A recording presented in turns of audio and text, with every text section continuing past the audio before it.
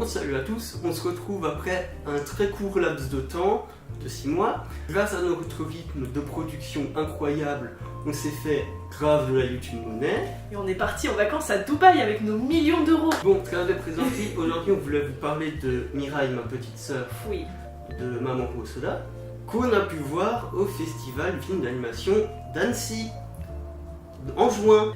D'ailleurs, Mamoru Hosoda, c'est le réalisateur des Enfants loups Amei Yuki et du Garçon et la Bête. Donc, dans Mirai, on suit l'histoire de Kun, donc un petit garçon d'à peu près 5-6 ans.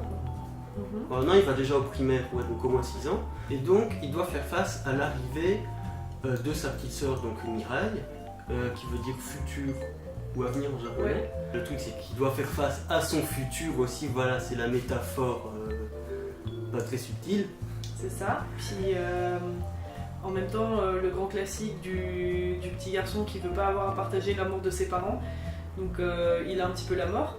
Et en même temps, il grandit, donc il a un petit peu la mort. Donc voilà, c'est... Et je sais pas ce que tu en penses, mais j'ai l'impression que ce truc qui a pourtant hyper cliché d'avoir l'arrivée d'un petit frère ou d'une petite soeur dans la famille, ça n'a pas tellement été traité dans le cinéma d'animation. Et ben... Sauf si t'as des exemples. Est-ce que j'ai des exemples? Oui, le petit Nicolas.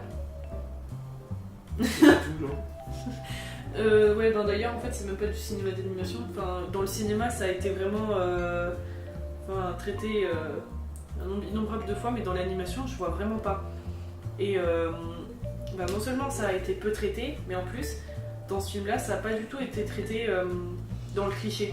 Tout le principe du film, donc sans trop en révéler, on voit quand même dans la bande-annonce, c'est que Kun aura des visions du passé, de l'avenir, etc. plus ou moins en rapport justement avec sa petite sœur. Et sa famille en général en fait. Et surtout, le film utilise plusieurs styles d'animation différents. Ouais. Donc bon, déjà le classique de Mamoru Hosoda, c'est d'utiliser de la 2D et de la 3D. Et il le fait de mieux en mieux parce que là, la 3D, on dirait vraiment un rendu 2D, et ça se voit de moins en moins. On est d'accord. Et aussi, il y a la stop motion. Il y a de la stop motion, comme si on avait un peu comme assemblé Kubo, des en personnages, fait. c'est ça, assembler des personnages avec du papier, qu'on les avait posés en 2D sur la table et qu'on avait fait qu'on avait fait de la stop motion avec. En plus, au niveau de la beauté du film, les séquences de, comment t'avais dit, des visions du futur et du passé et compagnie de Kun, elles ont une identité visuelle carrément différente des scènes qui se jouent dans la réalité en fait. Ouais, en fait, les scènes de la réalité sont plutôt, on va dire... Normal. Ouais, genre presque fade, mais genre avec une balance des blancs assez neutre, des couleurs pas trop saturées. Et par exemple, quand on va dans le passé, on va... Mais c'est un truc assez classique, mais on va être dans un truc un peu plus vintage, un peu plus jaune. sépia. Sinon, ce que travaille pas mal le film, c'est les transitions entre la réalité et les visions. Et ça, c'est assez stylé. Et d'ailleurs, j'ai revu ça récemment dans Les Chatouilles, donc film français qui a rien à voir et tout, mais qui avait un petit peu qui a eu la même idée, quoi.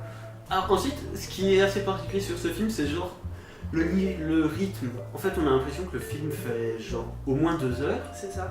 En fait, le film fait 1h40 et il passe hyper vite. Donc en fait, pour le coup, t'as l'impression que c'est un film de 2h30 qui passe vite alors qu'il est juste court. Et ça, c'est grâce au scénario qui est hyper dense. Hyper soutenu, ouais. Mais vu qu'on est dans de l'animation, on doit faire les scènes le plus vite possible. Nous aussi, c'est un film d'animation où il y a des putains de jumpscares. Exactement.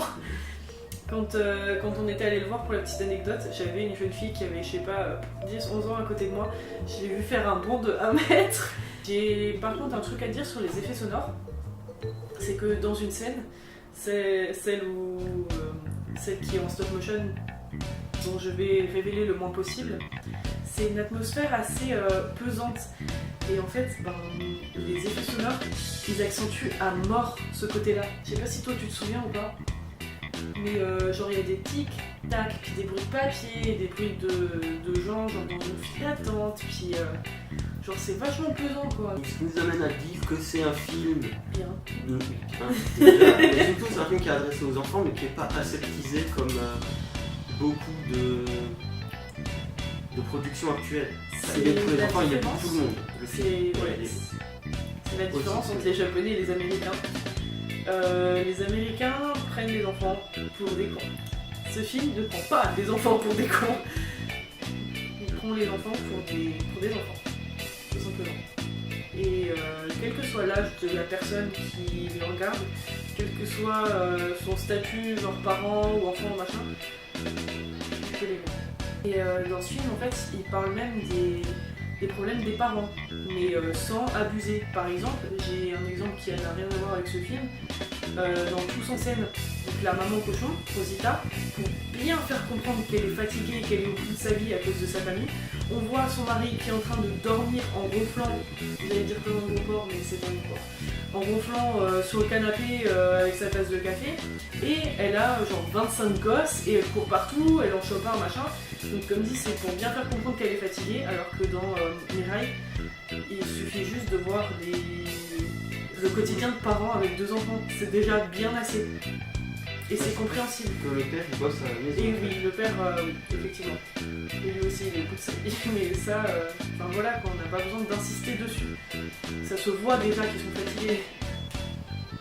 Et en plus, on glisse des clichés en même temps. Oui. Donc, ce qui est génial dans ce film, qui est la raison d'aller le voir, et la conclusion, c'est qu'il donne des points de vue différents.